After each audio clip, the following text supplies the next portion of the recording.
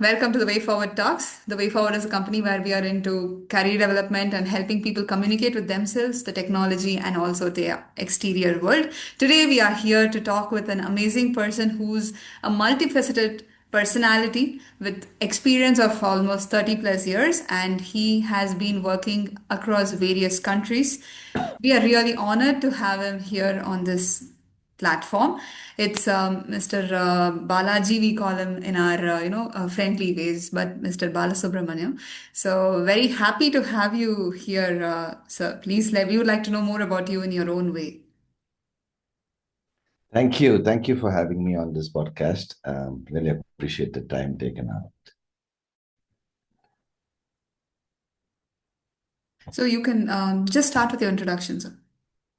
Okay. So I'm known as Balaji The Coach now. But as you already told, my real name is Balasubramanian Jayaraman. Been working for almost close to 3 decades now. Worked with companies like Intel, Cisco, Google, Oracle. Google and Oracle more at Malaysia for almost 10 years. And I've been into sales for the last 25 years, more around the inside sales and business development for all these IT organizations. And now the last 5 years, I've been running my own businesses. What I'd like to talk about today is more about my training and coaching business, which is known as Ready to Work, Wonderful, which wonderful. runs between India and Malaysia currently. Beautiful, beautiful. I think a very busy person, and thanks for your time today for coming on to this podcast. Really, really honored. And your energy has always been very different and energetic, and that's really nice and beautiful smile. Of course, very positive attitude. I would say that's really nice. So Bala Subramaniam to Balaji is a very interesting transformation. So how did that happen? That's a very interesting question. So, as I mentioned, I was at Malaysia managing teams for Google and Oracle. And I never liked anybody calling kill Tamilians who have been there for like hundreds of years. So they have this habit of calling G, like, Wanga G, Ponga G, that kind of thing. So it became, Balaji. So I like the ring to that. So when I started off business, I decided to have my email addresses as Balaji. So which means by default, you don't have to worry about calling me sir or boss there. So that's Nice, the journey out nice. there. That's a nice way of, making it very catchy also. It's a very catchy way of saying it. That's nice. Wonderful. Superb. So thanks to those people for coining your name. Great. Absolutely, absolutely. Great, great, great. So you are a trainer, you're an entrepreneur, you're a mentor, you have been in various businesses. So you're actually having a, you're multifaceted as I introduced you. So what inspired you to get into this, and what were some of the key factors that led you to take this leap as an entrepreneur? To be very honest, it was what I could say as a spark in 2020. God bless his soul. I was down in India, and my dad was not good too well, and then he passed away on the 14th of March.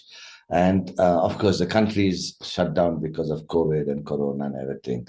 But I always had this desire to create something which, creates an impact rather than just, titles. So even when I was working almost the last 15 years, all of my business cards, I never used to put a title on it. I always just put my name and my number.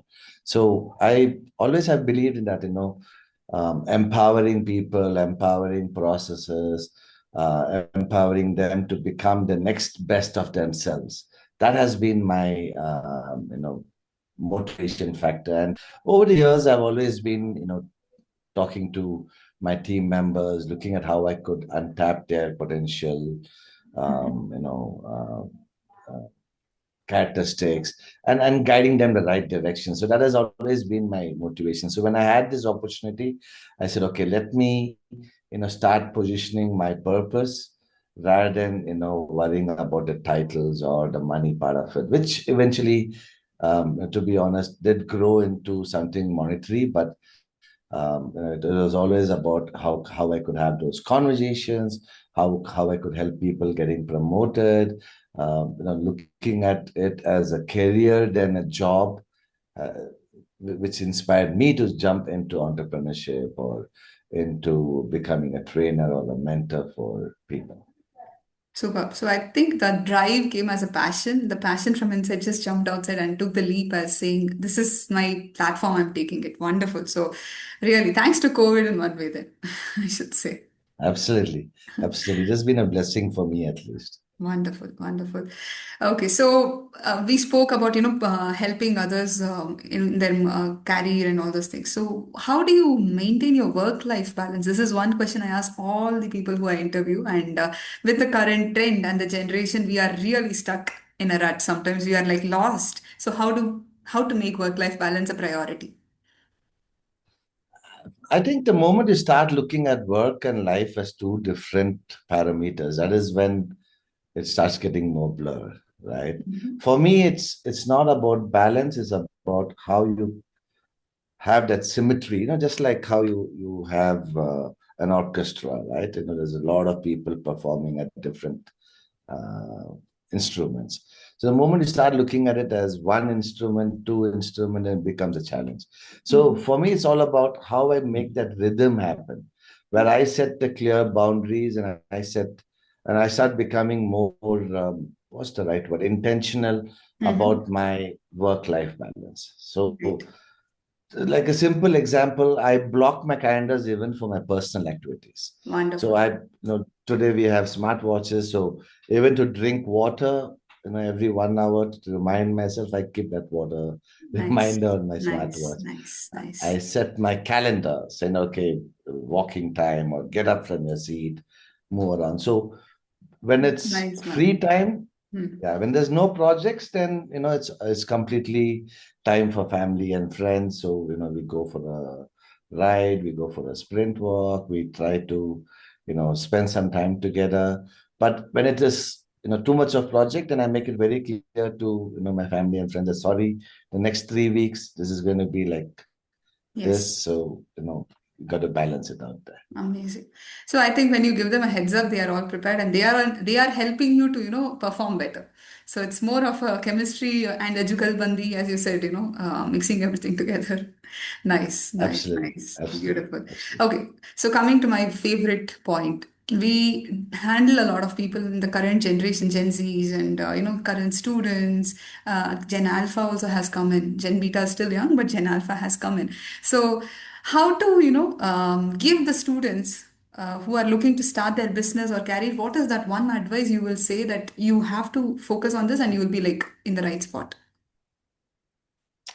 I would say, don't look at everything to be $1 million startup. Hmm. That too on day one, right? There are going to be a million ideas coming into your mind. Test your ideas.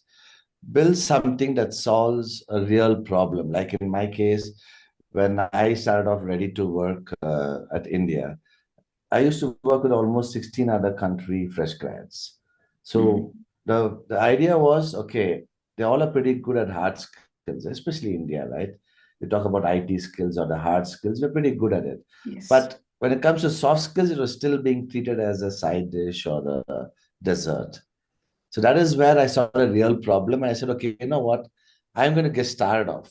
And then I started building my idea as we went along. The last 5 years has been predominantly around that one. That's why now we have expanded to Malaysia, where we personally, I tried out a few things like inside sales, LinkedIn, networking, AI, and then over a period of time, I created a program. Now it's called as NBLC, Networking, Branding, Leadership, and Communication, which works perfect for students and working professionals as well as entrepreneurs to build the whole business around it. So I often tell students that don't wait for the perfect idea. You have a problem, you see it daily, start creating something around it. Like one Nice. of my friend back in Malaysia, he wanted to build a food app which is like equivalent to Swiggy.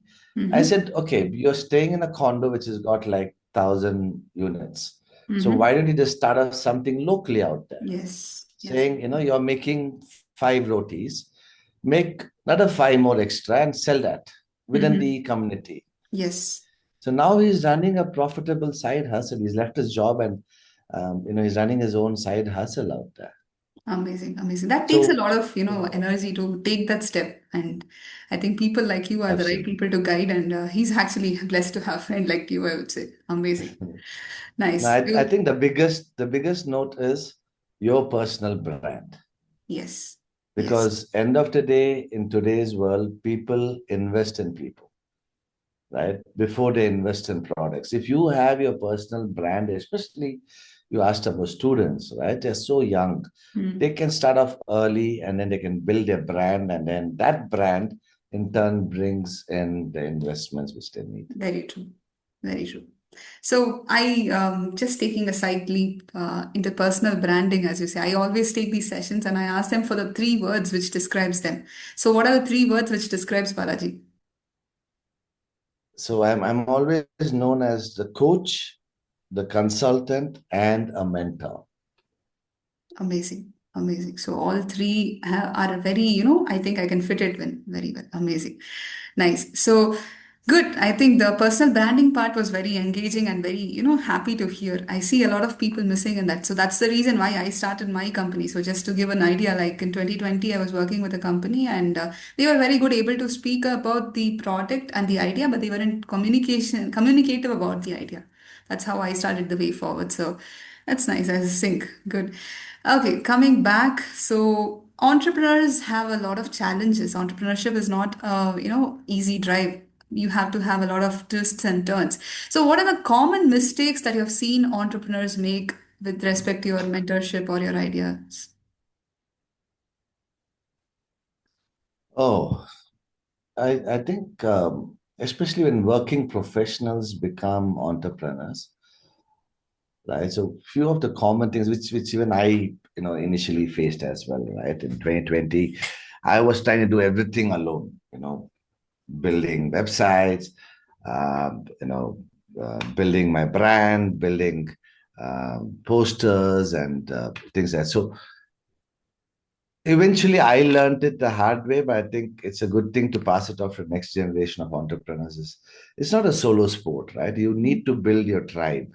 There's a story about who's with you in the bus, right? So where you're building a business, make sure you bring the right people around you to build that team, which will take care of things. You got to invest a little bit in that one. Like now, I have people who could create posters for me. Now I have people, freelancers still, who Mhm. could do, training for me. I have people who could build websites for me. So Yes. don't try to do everything alone. There's just a whole ecosystem now which could help you.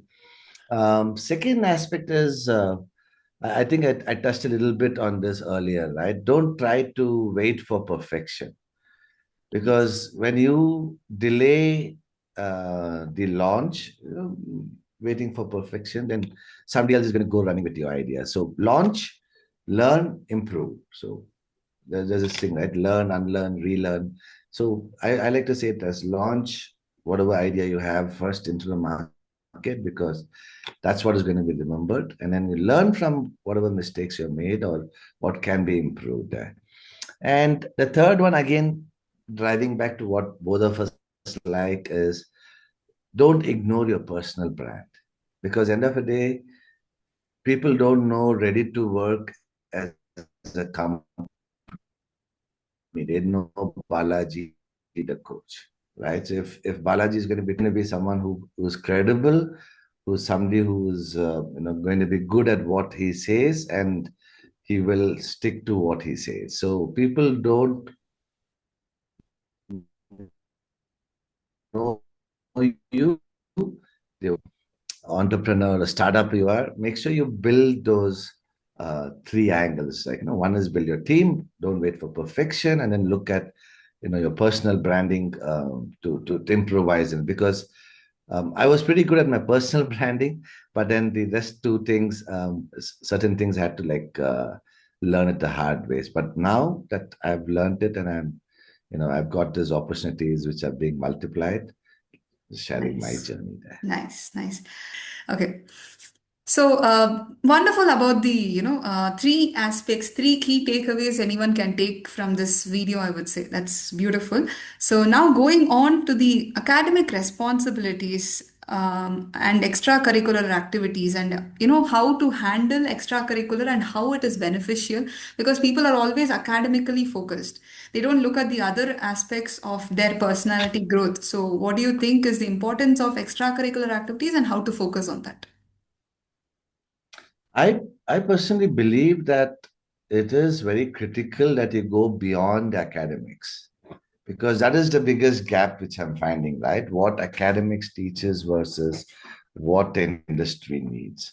So you need to have that clarity, either in the form of calendars, where you schedule them. And most of the time I tell when I mentor students, I tell them, look at allocating time blocks. So where you have time blocks for academics, time blocks for activities, time blocks for your passion projects. And I don't know if they still do that, but I'm pretty sure quite a few of these schools they do this MUN, which is Model United Nations, right? Yes. So where they teach students on leadership, research, and communication, which actually is essential for entrepreneurship. Like I was there 3 years ago with this REC Ryan entrepreneurship cell when they were launching, and one of the key things I told the students is don't take this as training. I mean, as additional activities, but take it as part of your curriculum. I mean, take it as part of your growth or training grounds, not as distractions, because that is very important when they eventually want to pursue entrepreneurship there. True, beautiful, beautiful. So I think entrepreneurship has been a part of you. You've actually evolved as a person who guides people on entrepreneurship, and the answers which are coming are very, actual and it's useful. So good. Thank you so much for that. So great. So what was your extracurricular activities earlier? Well, like, what is your passion in sports or something? Sports, yes, I still own a cricket club back at Oh, Malaysia. wow, that's Right. nice. So cricket has been not in a big way, but yeah, in my own way, I always loved playing cricket. And of course, we all, most of us grew up playing on the roads, right? Yes. But I think one of the key things which, if I could, without sounding like a boomer, the new generation is missing out is actually reading books or Yes. reading new things. So even Yes. till date, I spend about an hour learning on new technologies. Though I'm not a technology guy, I'm a business guy, but I like to learn what's happening in technology, especially around AI. And then I spend some amount of time learning about it there. Wonderful. Wonderful. Thank you. Great for that. Nice. Super. So, okay, wonderful. I think now let's go on to how to, like focusing on goals has become really difficult with all the distractions and AI coming into play. We are actually focusing on the goals and drawing maybe a roadmap on the back seat.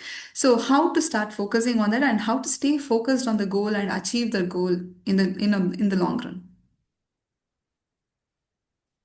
I think most of the leaders in today's world, not just me, right, would always say that you have those big goals, break it into smaller milestones, right? So you're always going to have, okay, the next 5 years, next 3 years, next 2 years, next 1 month, next 2 months. So I always try to look at that one where I say, okay, why am I doing this? Because it's always going to be tough times, right? I mean, for me personally, AI, I've embraced it Mhm. being a Gen X, right? I have embraced it, but I know for the fact that a lot of people have still not embraced it in my generation and the millennial generation, right?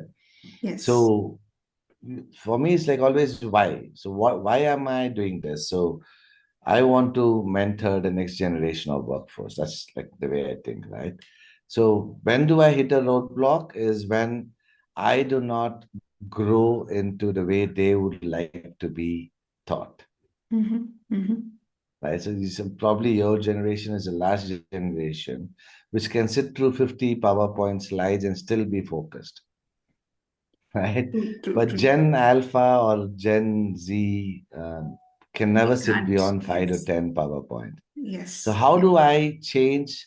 How do I make my stories or the way I train differently is I use a lot of AI tools and I make it more and more interactive. So Mm-hmm. where they are getting involved in the way they want to be trained. Beautiful. So Nice. that has helped me to launch a lot of careers and create those impact stories. So long story short, bigger goals, good, but break it down to smaller milestones. So you say, okay, Wonderful.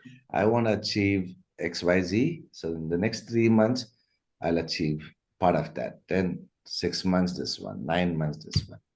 Great. And of course, you're always going to have those rough days, right? So Mm-hmm. in my case, I just take a pause, I breathe, and I restart again. Nice. That's it. That's needed actually. I think with the current trend, I see a lot of people getting stressed, but calming ourselves down is one very important technique that we need to grow. Everyone has a special de-stressor. It's not common for everyone. So what is that? We have to True. find out. Beautiful. Nice. Great. Super. So I think now let's come back to your company and your offerings. We would like to know more about that. Sure. So, ready to work. We're now operating out of India and Malaysia. So, we are based, headquartered in India because charity starts from home. So, 2020, I came back to India and I started off ready to work, and it's almost like 5 years. And 2025, this year, April is when we launched Ready to Work Asia, which is now part of Malaysia. So, what does Ready to Work do? So we focus completely on the soft skill offering. So could be something as simple as professionalism, email etiquettes, things like which are the need of the hour, or could be something as complicated as conflict management, how to be a team player, how to think like a team leader, agile mindset, how to have AI as part of your daily True. usage, networking, those kind of things. So that's the focus areas. We don't say no to IT, but yeah, the focus is more on the soft skill part because that's no longer the as I mentioned, is no longer the side dish or the dessert. It's now part of the main dishes as well. True. I think with the current generation and the trends, I would see soft skills as the main skill, and then the hard skill will take a backseat, according to my sense, the way I see it. So Absolutely. wonderful, wonderful, very nice. I think great to hear about your company, your offerings, and the current way you're handling them, going on to their level and bouncing with them and coming back. So that's a very important skill, and really kudos to that. So really happy listening about it. So one final, advice or free learning you want to give to the current generation or the viewers, what would that be? I think, especially for the new generation of workforce, as you rightly mentioned, it's a multi-generational workforce, right? So one of the key things is the golden rule always, this is for the leaders. The golden rule, what we have been taught is treat people the way you want to be treated. But personally, I have seen that that's changing now because the motivation for a Gen Z versus a millennial versus a Gen X versus a Gen Alpha is completely different, right? So always treat people the way they want to be treated. So somebody's motivation could be money, somebody's motivation could be certification, somebody's motivation could be recognition. So try to find that there. On the other side, for the workforce, I always tell keep building your personal brand. And in 2001, I should tell people that I want my branding to be larger than the company's brand. And as I mentioned, I worked for companies like Intel, Cisco, Google, and Oracle. It was a bit too far-fetched there, but still, I always believed in making the personal brand speak for itself. So in this case, LinkedIn helps Mhm. you to build that profile and let that personal branding stick out among all other people. The Beautiful. second part is the skill stacking. Mhm. So make sure that you keep upgrading and updating yourself, not just having certificates or projects. Combine that with your degree and combine that with the latest technologies or latest techniques, I would say. Like when I used to start selling in 2001, 2002 versus the way I'm selling today, it's poles apart, Yes. right? Yes. And the last one which I want to leave as a food for thought is networking. Networking smartly. I tell this to students, you guys are about 50 people in this room. Let's say there's a class of 50 people. Mm-hmm. If you all stay connected even after college, even after university, 10 years from now, I'm saying on a higher side, of course, the younger generation is smarter than us there. But 10 years from now, each one of you are going to be either senior managers or vice presidents or directors for 50 different companies. Imagine you all staying in touch. You can change the way the world works. True, So true. that is networking. That is networking. You don't think of them as, just they're here for this 4 years or 3 years of my college. No, you stay with them, you grow along with them, and there's always going. I mean, I'm still in we're in a group now, of course, my school group and my college group. Beautiful. Whoever studied along with me, we all there together in the group. And then whenever let's say something as simple as the FIFA World Cup, which happened last year. Mm-hmm. So a few of my friends from Bangalore flew down to Qatar. Mm-hmm. One of my school friend was there. He hosted them, gave them a place to stay, bought tickets for them, everything. Wonderful. So if not for business, if not for jobs, at least you get the opportunity to go watch FIFA or the World Cup there, Nice, right? nice. So That's a good way. Super. So I think we will have maybe a follow-up conversation because I love the way you said about LinkedIn and networking because that's the skill of the hour. And we are running short for today, but I think we should get back on that. And so that leaves us with a good, way of collaboration and connecting with the future audience as well. I think they will be waiting for it. So wonderful discussing with you, Balaji, today. I mean, I am really having a lot of food of thought today. So I'm going to have a very productive day, that I would say. So thank you so much for giving us all this information and guiding us onto the future. And we will be looking forward to more from you. pleasure is mine, Amrita, and all the best for you as well. Thank you so much. Yeah. Thank you, Thank everyone. Have a you. great day. Bye now.